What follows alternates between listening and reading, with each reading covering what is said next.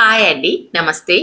ప్రతిరోజు మనం తినే మామూలు దోసల కంటే ఏదైనా హెల్తీగా, టేస్టీగా తింటే అదే సమయంలో మనం వెయిట్ లాస్ అవ్వడానికి కూడా హెల్ప్ అయ్యేలా తయారు చేసుకున్నామనుకోండి, ఎంత టేస్టీగా ఉంటుందో అలాగే అంతే హెల్తీగా కూడా ఉంటుంది. అందుకే ఈరోజు మన వీడియోలో అస్సలు బియ్యం వాడుకోకుండా కేవలం చిరుధాన్యాలు మరియు పప్పు దినుసులతో చేసే super and healthy multigrain dosa ఎలా తయారు చేయాలో ఈ వీడియోలో చూపించబోతున్నా. పప్పుల్లో మనకి ప్రోటీన్స్, ఫైబర్ పుష్కలంగా లభిస్తాయండి. మరి కిందకి ఆలస్యం హెల్తీ. ఈ దోస రెసిపీని మీరు కూడా డైలీ తిన్నారు అనుకోండి, మనం వెయిట్ లాస్ అవ్వడానికి చాలా చాలా ఉపయోగపడతాయి. ముందుగా ఒక బౌల్ తీసుకొని అందులోకి ఒక కప్పు కందిపప్పును తీసుకోవాలి. ఇక్కడ నేను ఎర్ర కందిపప్పు వేశాను.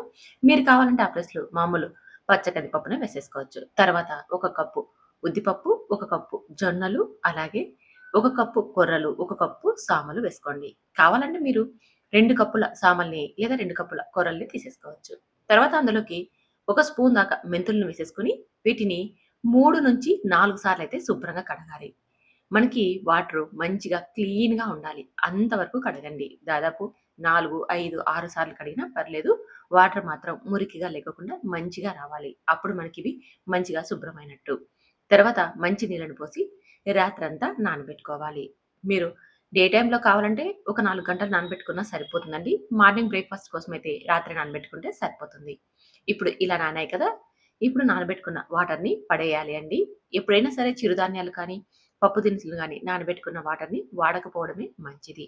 ఆ నీళ్ళను పడేసేసి పప్పుల్ని మిక్సీ గిన్నెలోకి వేసేసుకొని, అందులోకి తగినన్ని వాటర్‌ని వేసేసుకొని మెత్తగా గ్రైండ్ చేసేసుకోవాలి.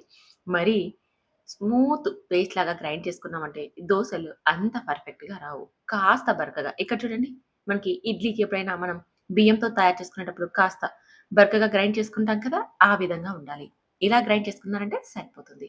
ఇలా గ్రైండ్ చేసేసుకొని అంతా ఒక బౌల్‌లోకి వేసుకొని బాగా కలిసేలాగా కలపండి. మనం 1, 2 వాయిల్‌గా గ్రైండ్ చేసి ఉంటాం కాబట్టి ఒకసారి అంతా బాగా కలిపి ఇప్పుడు ఇందులోకి రుచికి సరిపడా ఉప్పుని, అలాగే దోస బ్యాటర్ మనకి దోసలు వేసుకోవడానికి అనువుగా మరికొద్దిగా నీళ్ళని వేసేసుకొని కలపండి.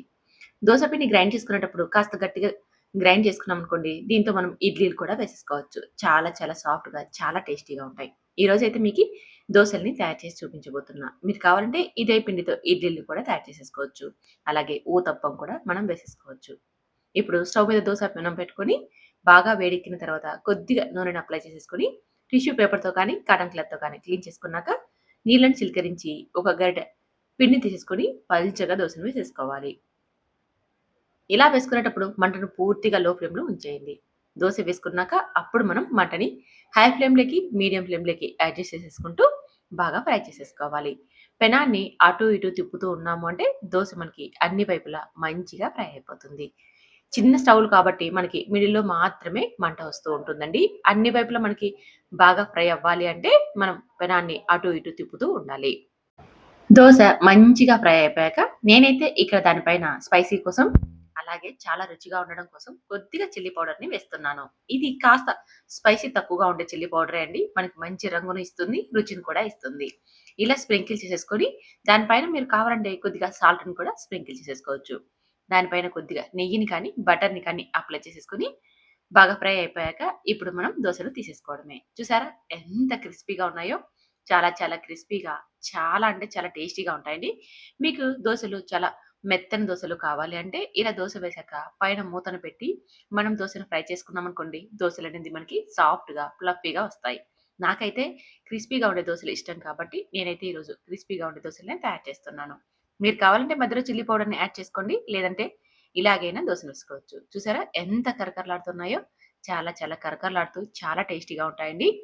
టేస్ట్‌తో పాటి మనకి హెల్త్‌కి కూడా చాలా మంచిది. ఎందుకంటే ఇందులోకి మనం బియ్యం అస్సలు వేయలేదు.